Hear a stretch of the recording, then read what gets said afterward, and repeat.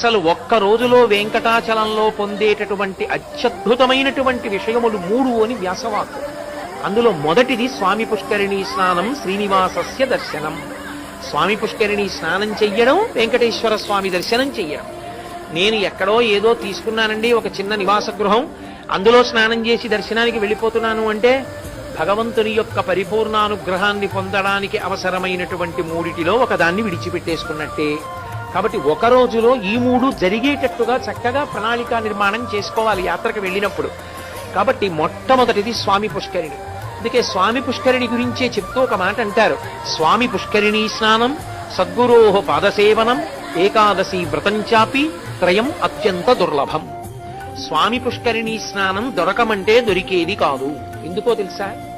కొన్ని లక్షల మంది పర్వతం మీదకి వెళ్ళొచ్చు, కొన్ని పదుల మందే పుష్కరిణిలో స్నానం చేస్తుంటారు.